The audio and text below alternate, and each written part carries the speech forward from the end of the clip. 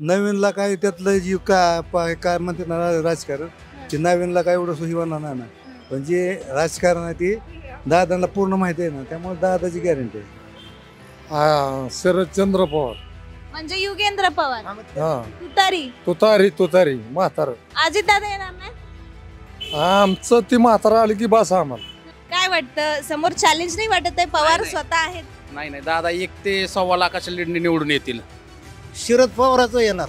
हा, शरद पवारच येणार. शरद पवार आहेत. हा 1 नंबरने शरद पवार आला पाहिजे. का बरं? तर ह्याचं तोंड चांगलं नाही. कोणाचं? अजितदादाचं. का बरं? गरिबाच्या तोंडातला घास काढून बोकडांना खायला घालतो या.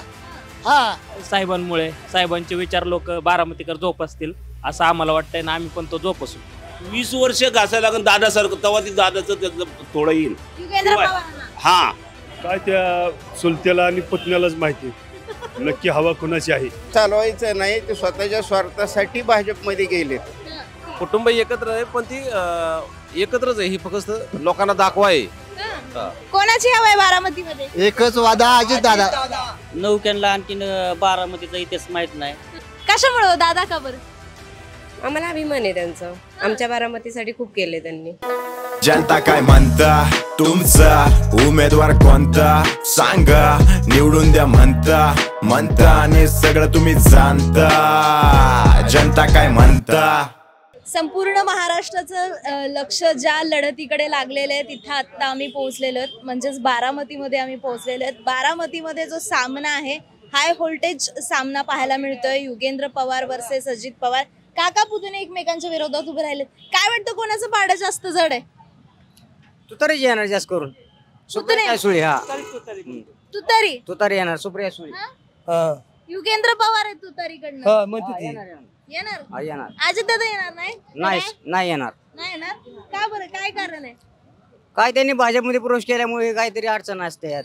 नाराजी आहे का? नाराज आहे. बारामतीकर सर नाराज आहे, त्यामुळे तुतारीच येणार आहे. तुतारी येऊ शकते. मग अजितदादांनी कामं केलेत, पण ती नाराज असल्यामुळे पब्लिक तुतारीलाच मतदान करणार आहे. तुम्हाला काय वाटतं? तुम्ही सांगा. ते म्हणताय तुतारी वाजणार इथं. घड्याळ येणार नाही. गाड्या येऊ शकतात. येऊ शकताय. हो येऊ शकतात. अजित दादा येऊ शकतात. हा येऊ शकतात ते म्हणतात युगेंद्र पवार येतील.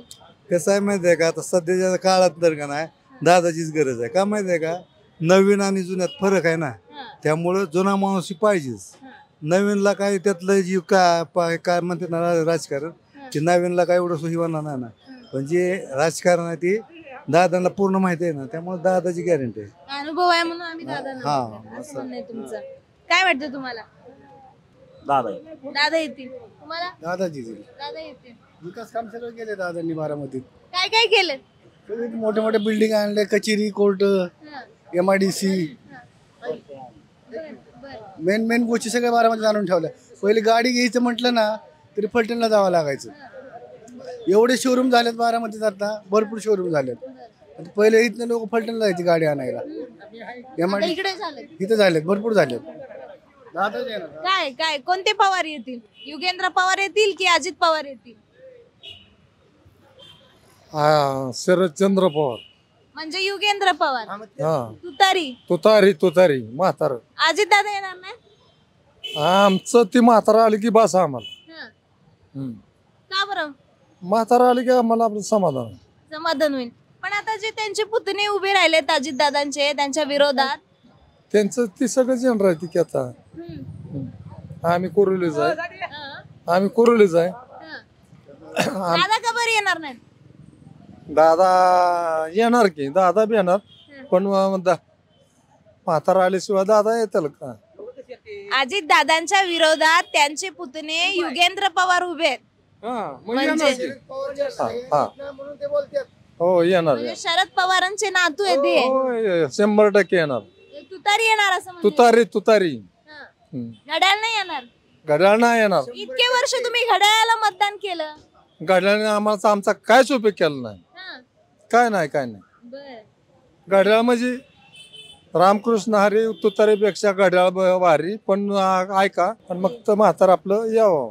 काय वाटतं, बारामतीमध्ये कोणाची हवा आहे सध्या? योगेंद्र पवार. युगेंद्र पवारांची. तुतारीची. घड्याळ नाही का? तुतारी. घड्याळ नाही. काय सांगता येत नाही. मग नाही सांगता येत.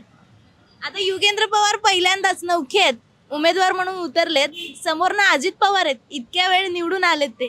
पण अजित पवारचे काका जे आहेत ना हा, ते पहिल्यापासून आहेत. हा. त्यांच्यामुळे ते काकावरच सगळ्याची भावना आहे. अच्छा, आता पण काका पुतणे एकमेकांच्या विरोधात आहेत. हा आजचे तरी ते काकाचे येणार. काका येणार, शरद पवार येणार. शरद पवार येणार. काय वाटतं काका? तेच बरोबर, आम्ही सगळे एकच आहेत. एकत्र म्हणजे कोणाकडनं? आम्ही युगेंद्र पवार. युगेंद्र पवारांकडनं. बर, काय बारामतीमध्ये सध्या कोणाची हवा आहे? अजित दादा. अजित दादा. बारामतीत हवा फक्त अजितदादांचीच असणार आहे. हा. विकासाच्या जोरावरती जर आपण पाहिलं तर दादाच अग्रेसर ठरणार आहेत. त्याच्यामुळं दादाचीच हवा कायम असणार आहेत. आता युगेंद्र पवार नौखे उमेदवार समोरून उभे केले, तेही पवारांनी. पवारांचं पाठबळ आहे त्यांच्या मागे. पाठबळ असून काय उपयोग नाही मॅडम. कामाचा जो आता तुम्ही एवढा विकास पाहताय तो सगळा दादाने केलेला आहे. पाठबळाचं कोणीही कुणाला पाठबळ देऊ शकतंय पण स्वतः उतरू शकत नाहीत. म्हणून आम्ही अजितदादांच्या बरोबर आहे.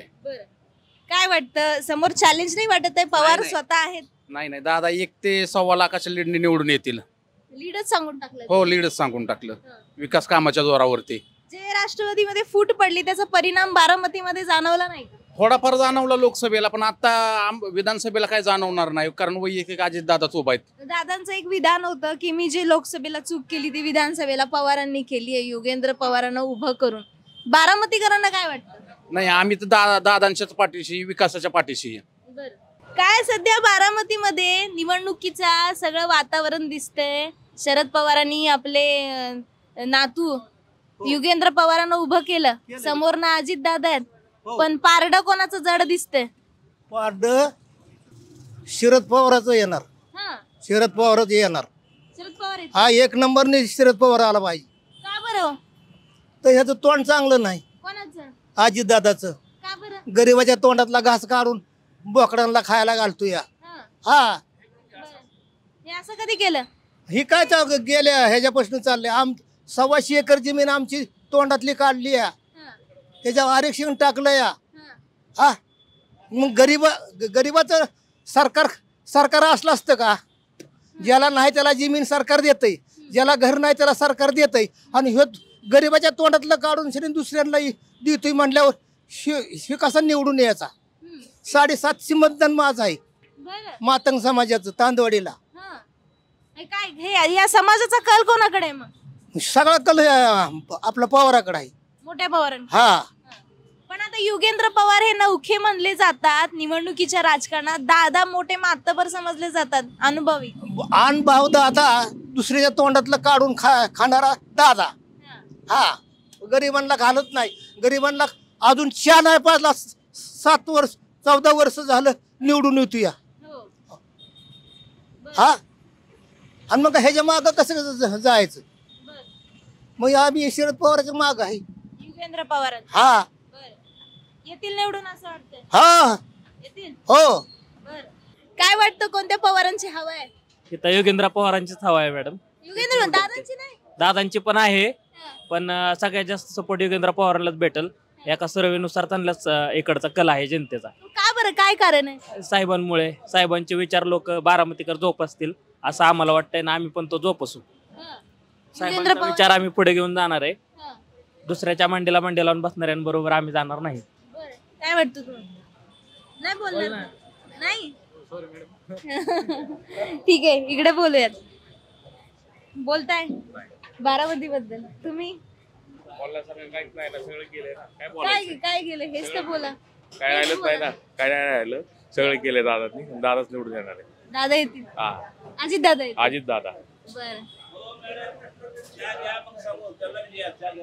इकडे बोलतील ना.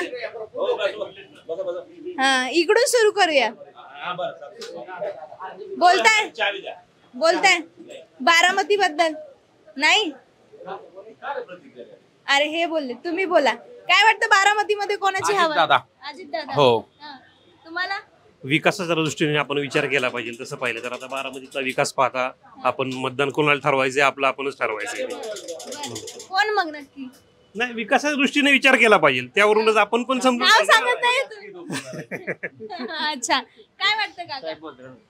तुम्ही सांगा, कोणाचं पारड जड दिसतं? ह्या वेळेस जोरात टक्कर आहे. तरी शक्यतो दादाशिवाय बारामतीला पर्याय नाही. पण तसंच योगेंद्र दादाचं पण नेतृत्व आता कसं आहे, उच्च विद्याविभूषित आहेत आणि साहेबांकडे पण काही लोक जातील आणि काही लोक अजितदादांकडे पण जातील. पण दादा शिवार बारामतीला पर्याय नाही. दादाची कामं बारामती चांगली आहेत. ग्रामीण पातळीवर युवक वर्ग, प्रौढ वर्ग सगळ्यांचं दादाकडे कल बघण्याचं म्हणजे मतदानाच्या दृष्टीने दादा हे येतील. फक्त लीडमध्ये पहिल्यासारखी वचेवर राहणार नाही. थोडीफार तफावत होऊ शकते, मागं पुढे होऊ शकतं. यावेळेस बारामतीकरांना टेन्शन वाटते का? कोणत्या पवारांना द्यावं मत? सगळे पवार आपलेच असं वाटत असेल तुम्हाला? जरी वाटत असलं तरी शेवटी लोक दादांकडे जातील. बारामतीचा काहीच संबंध नाही हो. योगेंद्र दादा आता बारामतीमध्ये आत्ता आलेत चालू वर्षामध्ये. म्हणजे खेडोपाडे योगेंद्र दादांना ओळखत पण नव्हते कोण. त्यामुळे अजित दादाच. थांबा 20 वर्ष घासायला लागून दादासारखं, तेव्हा ती दादाचं त्याचं थोडं येईल. योगेंद्र पवारांना हा, आणि विधानसभाला, लोकसभेला अजित आपला शरद पवार आणि विधानसभाला अजित दादा. आणि अजित दादाचा भरपूर विकास आहे, 1 नंबर विकास आहे. पवारांचा काय नाही झाला, काय नाही. म्हणजे आम्हाला मला कळतंय तसं काहीच कळणार. जेव्हा साहेबांच्या राज्यात होतो ते 5 रुपये किलो गुरांना खायला घातलेलं ते आम्हाला खाऊ घालत होते. हे मला कळतं चांगलं. दादाच्या राज्यात भरपूर चांगलं रेसिंग, भरपूर फुकट दिलं त्यांनी. भरपूर इफेक्ट हे केलं त्यांनी, भरपूर सत्कार केला दादाने. आणि दादा लीडनी येणार ही 100% काळ्या दगडा पांढरी रेस. बस चहा घ्या. दादा येतील शंका नाही. दादा येतील, पण जे दादांचं जे पहिलं लीड आहे त्या लीड मध्ये योगेंद्र दादा मार्फत तफावत होऊ शकते. हे नाकारण्याची गोष्ट नाही. कारण पवार साहेबांचा त्यांच्याकडे जे दिलंय त्यांनी, ते पवार साहेबांनी काहीतरी विचार करून ते दिलं असेल त्यांना.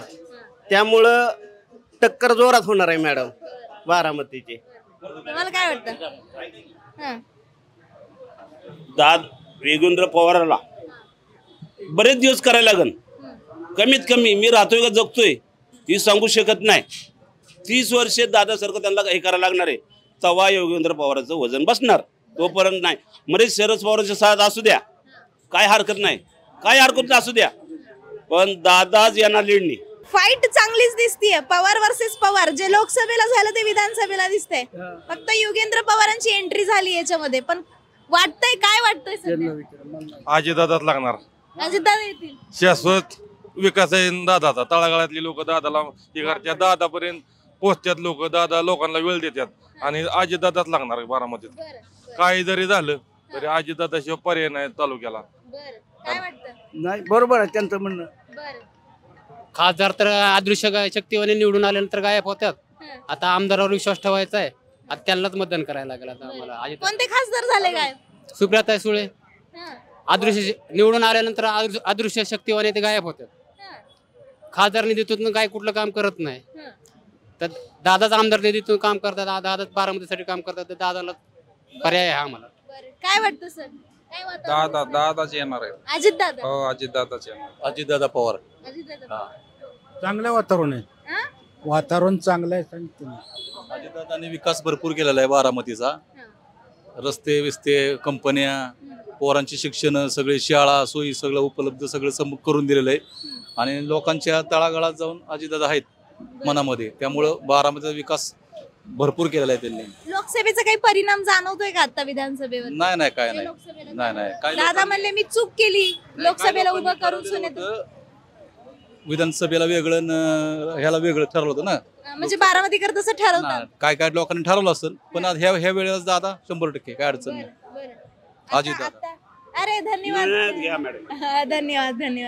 आता हे जे काही वातावरण दिसतंय, मागेच अजितदादांनी विधान केलं होतं पवारांवरती.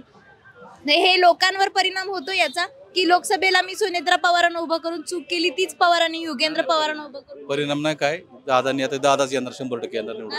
येणार 100%. ठरलंय तुमचं? ठरलंय. बोलताय सर? बोला. सध्या मी प्रतिक्रिया घेतो बारामती बद्दल. काय दिसतंय वातावरण, कोणाची हवा दिसतीये याबद्दल? काय त्या चुलत्याला आणि पुतण्यालाच माहिती नक्की हवा कोणाची आहे. ते निवडणूक झाल्यानंतर कळलंच तुम्हाला. काय वाटतं बारामतीमध्ये काय सुरू आहे सध्या?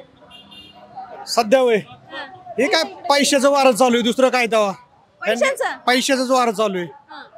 कारण आतापर्यंत पवारांनी फक्त छापलेले कारखाने आहेत का नाही, पैसे फक्त छापलेत आणि तेच आता ते दाखवून देतात. कारण त्यांना मग जर त्यांनी आतापर्यंत विकास जर केला असता तर हा प्रचार करण्याची गरजच पडली नसती ना, बरोबर की नाही. फक्त आमचं एवढीच इच्छा आहे की त्यांनी फक्त सर्वसामान्यांकडे लक्ष द्यावं. काय फक्त त्यांचंच कुटुंबाकडे त्यांनी लक्ष न देता बाकीचे पण बारामतीमध्ये इतर आडनावांची लोक आहेत, त्यांना उमेदवारी का त्यांनी देऊ शकले नाहीत, हाच प्रश्न त्यांना माझा. आम्ही लोकांच्या प्रतिक्रिया घेतो की बारामतीमध्ये सध्या काय वातावरण टाईट दिसतंय. हो एकदम टाईट आहे. टशन दिसतंय दोघांमध्ये. पण तुम्हाला काय वाटतं कोणाचं पारडं जास्त जड आहे? पारडं जड युगेंद्र दादांचं जास्त जड आहे का हो? असं वाटतंय. असं वाटतंय. हो, कशावर? महायुती सरकारवर लोक नाराज आहे. प्रचंड महागाई आणि प्रचंड बेकारी करून ठेवली. शेतकऱ्यांच्या शेतमालाला भाव नाही, खतांच्या किमती वाढवल्यात, औषधांच्या किमती वाढवल्यात, लोकांना पैसा पुरत नाही, त्याच्यात प्रचंड महागाई, प्रचंड जीएसटी आणि लोक हैराण झालेत त्याच्यामुळं. हे राग आहे. हो, वादच नाही. आता अजितदादा महायुतीमध्ये आहेत म्हणून राग आहे, पण बारामतीमध्ये अजितदादांनी महायुतीत का जावं? साहेबांच्या मागे राहावं नाही या वयात सुद्धा. पण त्यांचं म्हणणं होतं की मला पुढे चालवायचंय. पुढे चालवायचं नाही, ते स्वतःच्या स्वार्थासाठी भाजपमध्ये गेलेत. काय स्वार्थ होता? घोटाळे सगळे, राष्ट्रीय घोटाळे. एक घोटाळा सांगण्यासारखा आहे का? भरपूर आहेत. असं वाटतं. हो, मी सुद्धा अजितदादांचा 91च्या लोकसभेच्या प्रथम खासदारकीपासून एकनिष्ठ कार्यकर्ता आहे. अजितदादांचे? हो, अरे वा. 88 पासून दादांचे माझे संबंध आहेत. पण आता दादांवर मी नाराज आहे. कारण तुम्हाला सांगितलं. आता ही नाराजी अशीच राहणार आणि ह्या नाराजीचा त्यांना काहीच फायदा होणार नाही. भविष्यात नाराजी वाढत जाणार आणि साहेबांबद्दल सहानुभूती वाढत जाणार. अजून काय पाहिजे? काही नाही. तुम्ही बोलताय दादांनाच आपण मतदान देणार. काय काय मोठ्याने बोला, तोच आवाज येतोय. दादांनाच मतदान आम्ही करणार. कोणत्या दादांना? अजितदादांनाच. अजितदादांना. अजितदादा. दादाशिवाय पर्याय नाही बारामतीला, पर्यायच नाही. कुणी काही म्हणत पण दादाशिवाय पर्याय नाही. आज महाराष्ट्रात आपलं बस स्टँड सारखं स्टँड नाही कुठेच अख्ख्या महाराष्ट्रात. दादाशिवाय पर्यायच नाही, दादांनाच मतदान करणार. आता आम्ही कराटीचे, परंतु आमच्या गावात जवळजवळ 80% सगळं मतदान दादांनाच होणार, अजितदादांनाच. दादा कराटे. काय वाटतं? तुतारी. आता घड्याळ बोलले. तुतारी का बरं? साहेबांचं काम केलंय पहिलं साहेबांनी. माणूस चांगले साहेब, वयस्कर आहे, हुशार आहे, त्यासाठी साहेब. दादा नाहीत का? साहेब म्हणले साहेब. ठीक आहे, हरकत नाही. कोणाला घाबरताय नक्की? आम्ही कोणाला घाबरत नाही. आमचा काय 2 नंबर धंदा आहे का? काय दावा 2 नंबर धंद्यावाले घाबरत नाही. आम्ही कशाला घाबरू कोणाला? बरोबर आहे. काय वाटतं मतदार म्हणून? मतदार म्हणून आपण दादालाच ओळखतो आपण. अजितदादा. हा, बाकी कोणाला ओळखत नाही. ती येत बी नाहीत कधी, पण आम्ही त्यांनाच ओळखतो. ज्यांना ओळखतो त्यांना मतदान. हो, त्यांना ओळखतो. मोठे पवार पण आहेत की पवारांच्या मागे? युगेंद्र पवारांच्या मागे. ते कधी इकडे आलेच नाहीत, कधी फिरकलेच नाहीत. नाव त्यांचं घेतात. कधी येतात का बारामती? सामान्य माणसामध्ये येतात का कधी? ते आलेत का? नाही आले. दादा तरी येऊन जातात सकाळ सकाळ. कुठला मंत्री येत नाही 6 वाजता म्हणते काम धंदा बघायला, काम कशी चाललेत. कुठला मंत्र्याची ताकद नाही सकाळी 6 वाजता उठून येणारा. किती वाजता येतात दादा? इथं सकाळी 5:30-6 वाजता इथं असतात. काय करतात येऊन? आणि ते येऊन काम बघतात. कोणी काम कसं केलंय, कोणी काम कसं केलंय. कुठले नाही? मी इथलाच आहे बारामतीतला. मी मतदारच आहे. माझं नाव वाडील आहे, विश्वनाथ वाडील आहे. दादा येतील? हो, दादा 100% येणार. काय वाटतं सध्या बारामतीमध्ये कोणाचं पारडं जड दिसतंय? कोणत्या पवारांचं? बारामतीमध्ये पवार कुटुंबियाचं पारडं जड आहे. कुठल्याही पवारांचं होईल, पण एकाचा होणार आहे 100%. कोणते तरी एक पवार? हो, ती एकत्रच आहेत. हा, ठरलेलं एकत्रच आहेत. कसं ते मतातनं लोक काय करतात त्याच्यावर ठरणार आहे. एकत्र आहेत पवार? हा, एकत्रच आहेत की. दादा आणि पवार वेगळे झालेत की? कुटुंब एकत्र आहे पण ती एकत्रच आहे. ही फक्त लोकांना दाखवा आहे. हा. खरं आहे. ती बरोबर बोलते ती. काय वाटतंय? काय वाटतंय? काय अण्णा आहे? तसं काय सांगता येते ती म्हणते ती बरोबर आहे.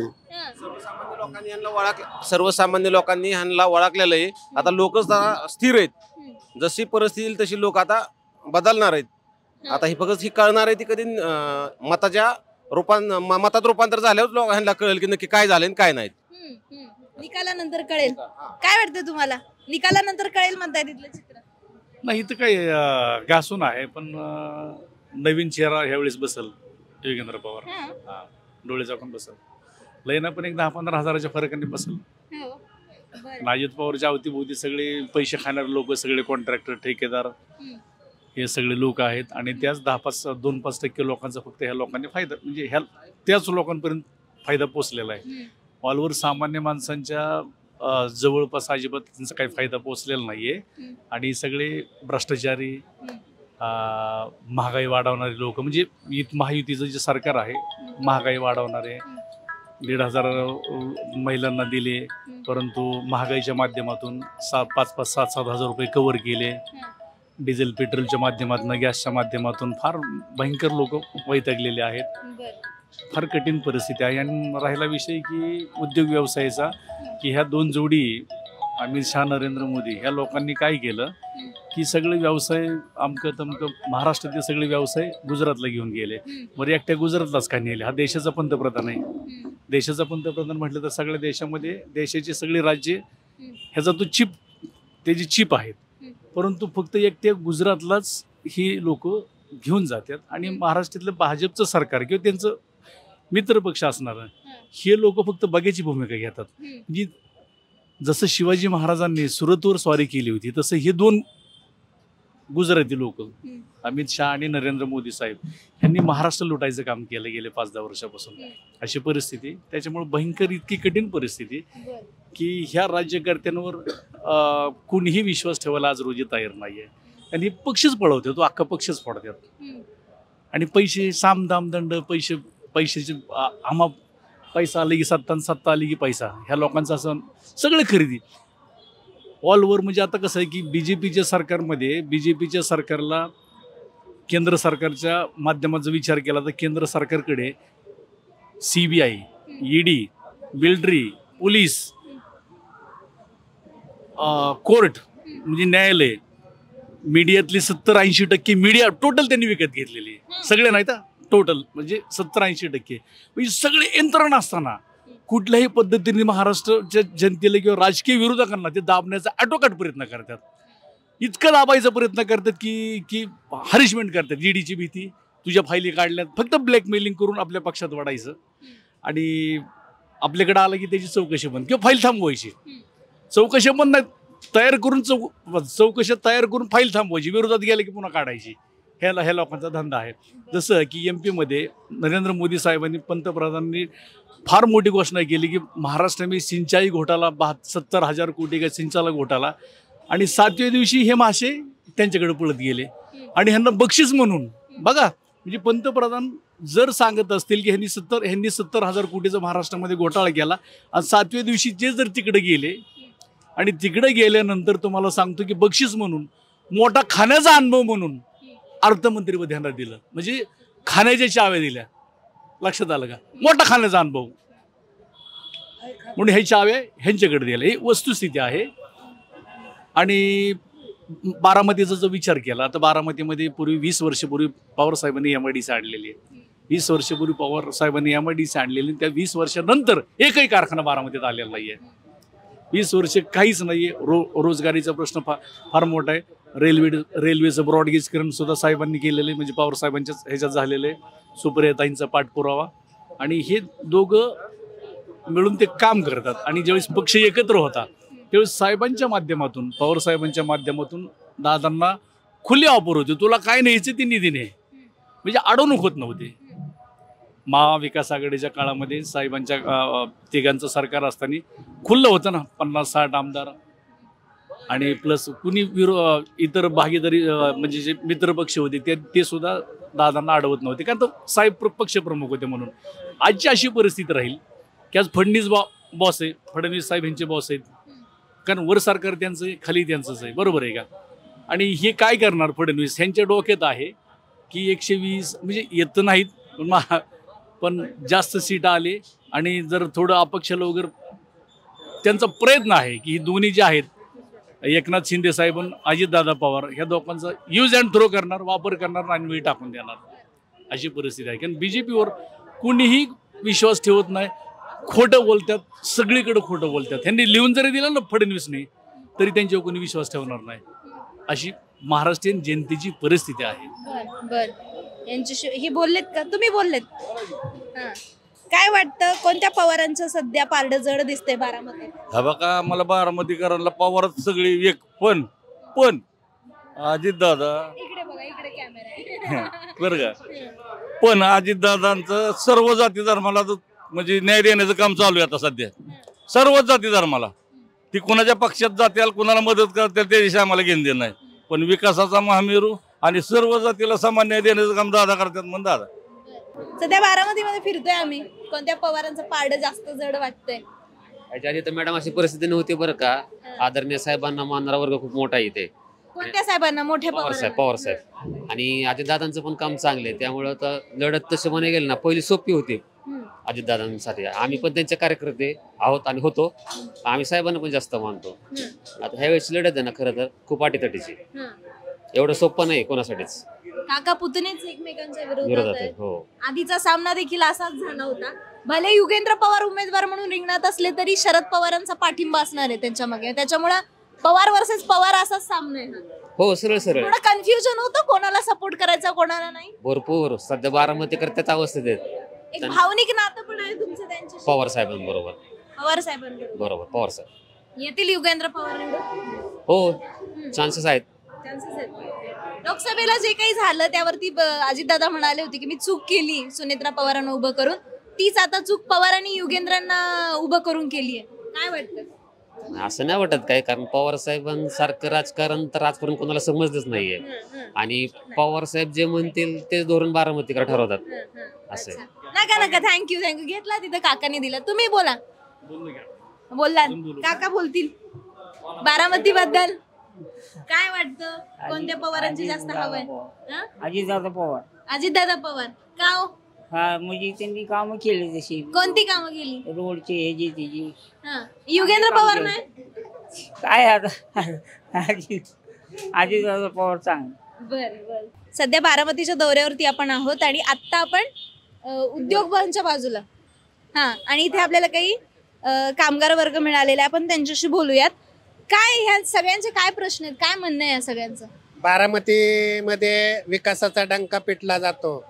खरंय, विकास झाला खऱ्या अर्थानं. उपमुख्यमंत्री अजितदादा पवार यांनी करोडो रुपये आणून बारामतीचा विकास केला, आम्ही त्याबद्दल त्यांचं खरं कौतुक करतो. परंतु विकास करताना त्यांनी फक्त 100% 10% विकास केलाय, बाकी 90% विकास हा अजून राहिलेला आहे. तर त्यांनी 35 वर्षे राजकीय कारकीर्द इथं केली. त्यांच्या अगोदर माननीय पवार साहेब होते, जवळजवळ 60 ते 65 वर्ष झालं त्यांचं राजकीय इथं बसताना आहे.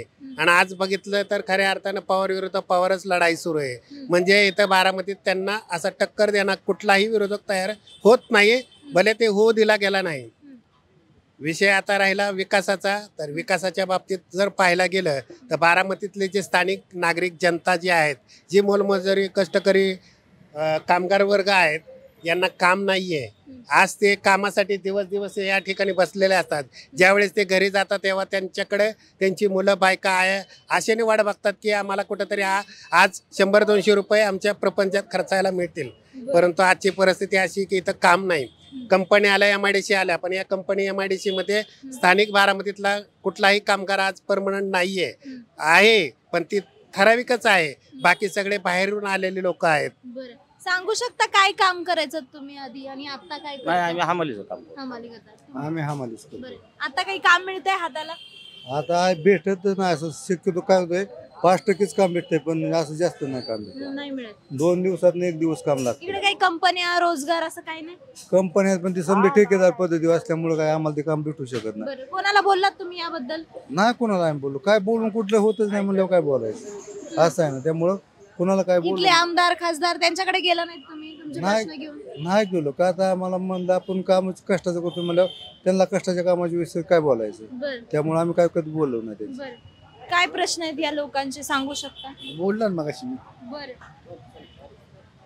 इतर कामगारांना काम नाही इथं आणि जे योजनांमध्ये जे बांधकाम कामगारांना संसार उपयोगी वस्तू भांडी बिंडी ते दिले जातात त्यातले त्या भांड्यासाठी सगळ्या लोकांना मजुरांकडून 2-2 हजार रुपये महिलांकडून 2-2 हजार रुपये घेतले जातात पण त्याच्यावर बोलायला कुणी तयार नाही.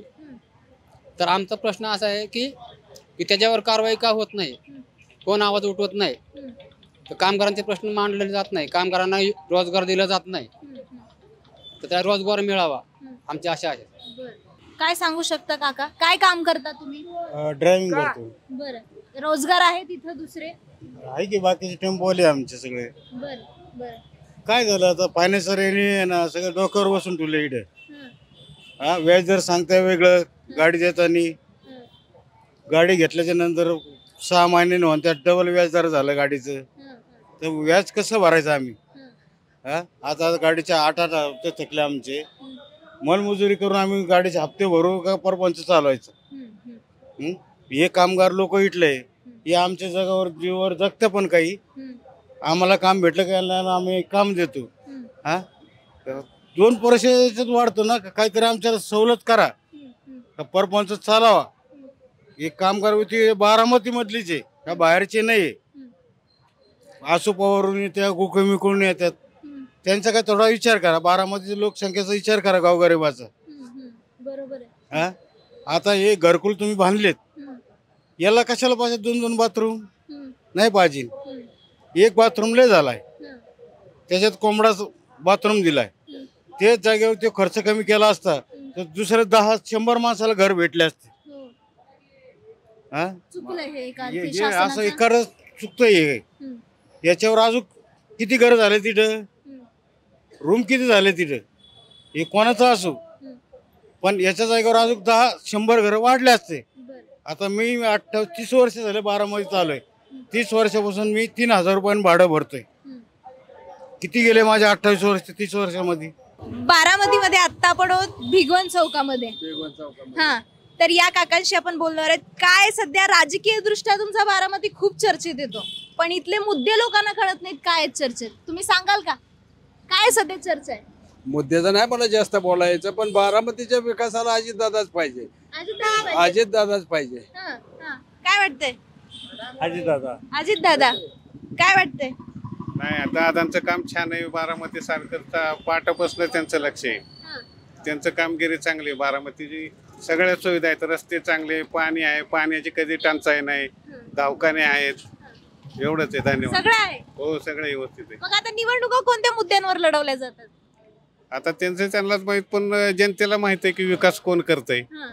समोर युगेंद्र पवार आहेत, पवारांनी उतरवलेले उमेदवार, तरुण उमेदवार आहेत दादांच्या आहे, विरोधात. पण आता त्यांना जनताच न्याय देणार ना बरं की चांगलं कोण आहे, विकास कोण करतंय असं. बरं यांच्याशी बोलूयात. काय वाटतंय, कोणाचं वातावरण आहे? अजितदादाचं वातावरण. अजितदादांचं आहे. कोणाचं आहे? विकासाच्या मुद्द्यावर म्हटलं तर अजितदादांचं वातावरण. अजितदादांचं आहे. अच्छा, युगेंद्र पवार नाही आहेत का? युगेंद्र पवार बी आहेत, पण अजितदादापेक्षा अजितदादाचं काम चांगलं आहे. युगेंद्र पवार मोठे पवार आहेत की युगेंद्र पवारांच्या मागे? असले तरी अजितदादांचं काम 30 वर्षापासून चांगलं असल्यामुळे अजितदादाच रिपीट करते. होतील काय सीएम डीसीएम पुन्हा? नाही, अजितदादा सीएम होऊ शकतात. सीएम होऊ शकतात वाटतंय बारामतीकरांना? बारामती वाटतंय. बरं, बारामती बद्दल बोला. काय वाटतंय, कोणत्या पवारांचं वजन जास्त दिसतंय? अजित पवार. अजित पवार का बरं? काम चांगली. कामं चांगली आहेत.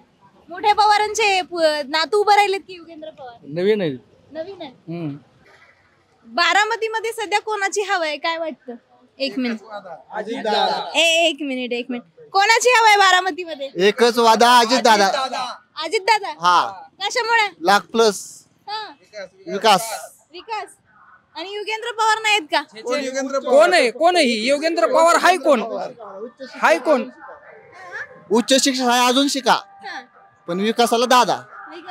अनुभव. बरं यांच्याशी बोलूयात आपण. काय बरं युगेंद्र पवार का नाही? आमचं काय अडलंय त्यांना मतदान करायचं? दादाच. विकास कोणी केला अजितदादांनी, मग मतदान बी त्यांनाच. हा एवढाच विषय, अजितदादांशिवाय कोण नाही. कोण नाही. समोर पवारांनी उभा केलेला उमेदवार आहे. अजित दादांनी विकास केलाय आणि दादा बीजेपी कडून आहेत, ते प्लस पॉइंट झाला. प्लस पॉइंट झाला. लोक म्हणतात आम्ही नाराज आहे, तुम्ही महायुतीत गेलात. लोकांचं जाऊ दे, आम्हाला केंद्रात मोदी पाहिजे होते ते मोदी आले. केंद्रात आम्हाला मोदी पाहिजे होते ते मोदी आले. इथं दादा महायुतींची सत्ता. बरं, महायुतीची सत्ता. काय आम्हाला बारामतीत दादा पाहिजे, बाकीचं आम्हाला बारामती सिटी मध्ये दादा पाहिजे. बाकी दादाचे काही सिटीचं काही आम्हाला माहित नाही. अच्छा, लोकसभेला जे काही झालं त्याचा परिणाम आता जाणवतोय का इथं?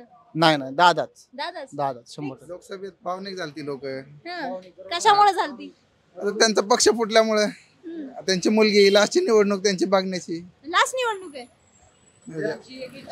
लास्ट निवडणूक असू शकते. कोणाची? पवार साहेबांची. त्यामुळं लोकसंख्या भावनिक झालती, त्यामुळं ती मतदान तिकडे केलं. पण आता दादांशिवाय काही पान हलू शकत नाही कुठंच. त्यामुळं दादांशिवाय कोणाला पर्याय बी नाहीये. की वरती ताईला इथं दादाला. असं ठरलं. हा 100% ठरले. 100% पहिल्यापासून. ताईना निवडून दिलं आता दादाला. पैसे कोणी दिले ते? आणि मतदान केलं दादांचे पैसे. दादांनी म्हणले तुमच्याकडे गाड्या पाठवतो का आम्हाला, तुम्ही मला मतदान करा. काय पवार साहेब दादा म्हणले गाड्या का आम्हाला पाठवतो, मतदान आम्हाला करा म्हणून. कोणते पवार म्हणाले? शरदचंद्रजी पवार. हा, पण मतदान आमचं अजितदादांना राहणार. दादाला मतदान अजितदादांना. कोणाची बी येऊन दे, मतदान अजितदादांना. पैसे येतात का मतदानाला? हा, मग येणार की. येतात. काय रेट सुरू आहे? काय ते अजून फिक्स नाही माहिती. रेट बरोबर वाटतं का तुम्हाला असं मतदान करण्यासाठी पैसे? पण आम्ही घेतच नाही ना. महत्वाचं आम्हीच घेत नाही. काय करायचं? बघितलं आम्ही 500 रुपये वाटप करून त्या बायांना सकाळपासून चहा नाही, काय नाही. कुठे ते योगेंद्र पवारच्या रॅलीमध्ये. टेम्पो भरून गावात खेडगावात आणल्या. बरं, पैसे देऊन 500 रुपये देऊन सभेला चला म्हणून. अच्छा, हे कोण सांगितलं तुम्हाला? स्वतः बायका. बरं, असे बोलत होते. ठीक आहे. तुम्ही बोलताय? तुम्ही बोल. अरे घड्याळ काय वाटतं? घड्याळ इतके वर्ष ज्या बारामतीकरांनी घड्याळला मतदान केलं, आता तुमच्या समोर तुतारी आहे. दोन्ही राष्ट्रवादीचेच गट आहेत. नाही, फक्त घड्याळ, फक्त तुतारी. अजितदादा, ओनली अजितदादा. आता मोठ्या पवारांनी उभे केलेत की योगेंद्र पवारांना? नाही, ती नवीन आहेत. नौक्यांना आणखीन बारामतीचा इतिहास माहित नाही. हा, त्यांनी परदेशातून आल्यामुळे त्यांचा एवढा अभ्यास नाही. बारामती कशी पुढे चालली पाहिजे. हा, फक्त दादा. हा, फक्त एक दादा. लाडकी बहीण योजनेचे पैसे आलेत? मिळाले नाही तरी पण दादांनाच मत मिळेल. कोणत्या दादांना? अजितदादांना. इकडे योगेंद्र दादा उभे आहेत, ते नाही का? असले तरी पण आम्ही अजितदादांना देणार. बरं, तुम्ही? दादा कशामुळे? दादा का बरं? आम्हाला अभिमान आहे त्यांचा. आमच्या बारामतीसाठी खूप केले त्यांनी. आणि मोठ्या पवारांनी नाही केले ना? खूप केले, पण आता जे करतात ते अजितदादा करतात. बरं, त्याच्यामुळे दादाच. दादा